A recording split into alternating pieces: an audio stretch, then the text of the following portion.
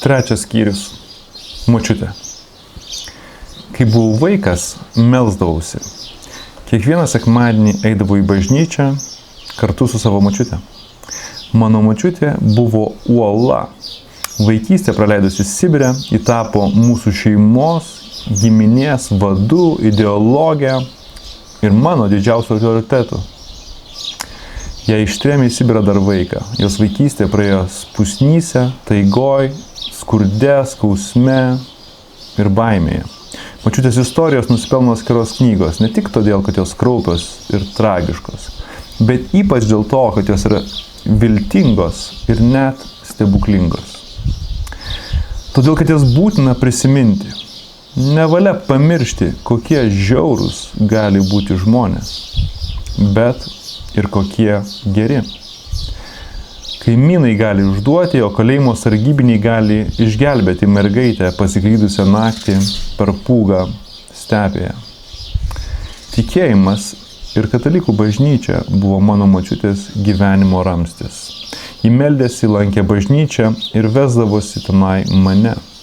Esu jai dėkingas už tai, kad dabar manęs bažnyčia negąsdina nei savo angelų skulptūromis, nei paauksuotų, groteskiškų viduramžių popartų. Bažnyčia labai skiriasi nuo visų kitų įprastų vietų, viešų erdvių, bibliotekos, kino, parduotuvės, savivaldybės, bet aš joje jaučiuosi gerai. Nes vaikystėje močiutė mane suteikė teisę tenai būti. Kai užeinu į bažnyčią, visada sėdu ten pat.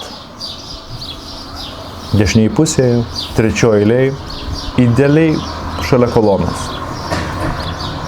Iš močiutės išmokau melstis ir melsdavausi kiekvieną rytą ir vakarą iki tol, kol tapau paaugliu. Po to nebesimeldžiau, nebegalėjau susikaupti.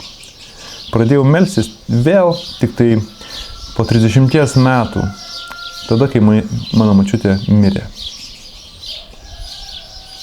Jos mama, mano prosenelė, kurią dar gana gerai prisimenu, nes ji gyveno labai ilgą gyvenimą, mirė labai sena ir mirė pakeliui, eidama iš bažnyčios. Prosenelė gyveno gyvenimą, kurį šiais laikais būtų sunku įsivaizduoti. Ji meldėsi arba meditavo beveik visą laiką, kiek ją pamenu. Negaliu prisiminti nei vieno aiškaus, nei išgalvoto prisiminimo, kur jinai darytų kažką kito. Mano atmintyje visada su maldaknyge, rožančiumi ir juoda skara. Kai buvau vaikas, man tai atrodė normalu, manęs tai nestebino. Dabar man sunku įsivaizduoti tokį gyvenimo būdą. Nuolat melstis. Nežinau, iki šiol nepažįstu nei vieno kito tokio žmogaus. Mano močiutė, jos seserys ir jų mama lyg liepos užaugusios per vėtras. Studijuodamas ekologiją Nyderlandų universitete, sužinojau apie vieną eksperimentą. 70-metį buvo labai madinga kurti uždaras miniatiūrinės planetos ekosistemas, tokius sandarius šiltnamius, kuriuos lyg galėtum išsiųsti į Marsą ir jie ten gyventų amžinai. Bet nei vienas iš tų šiltnamių, net ne Marse, šitoj žemėje neišgyveno. Viena iš netikėtų problemų, medžiai užaugę tose šiltnamiuose tiesiog nugriūdavo. Po ilgų tyrimų paaiškėjo, kad be vėjo jų šaknis neįsitvirtindavo. Vėjas gyvybiškai svarbus. Jis verčia medį kabintis į žemę. Mano giminės moterų šaknys labai tvirtos. Jos įaugusios į šeimą, į tikėjimą, į tėvynę, į darbą ir į poilsį. Tos šaknys išaugo pučiant karo, bado, tremties vėjams. Tokie žmonės išnykstantis pasaulis. Kartą važiavau traukiniu kažkur Lietuvoje, prieš kokią 15 metų. Prieš mane atsisėdo vienuolės.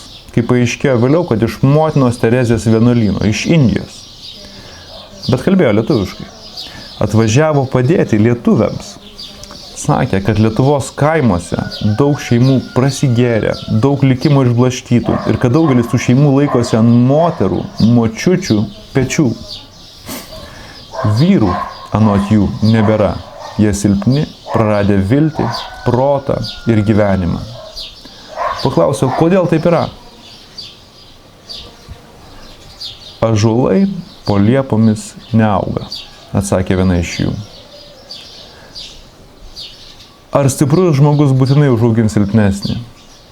Ar dėl to žmonija sukasi ratu ir neįmanoma jokia moralinė pažanga?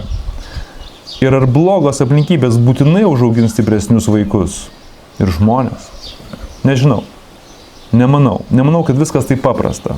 Lemtis negarantuota, juk egzistuoja laisva valia. Tik aš manau, kad ne ten, kur mums įprasta jos ieškoti. Ir įveikia ne taip, kaip mums įprasta tai įsivaizduoti. Aš vis dar bandau tai suprasti.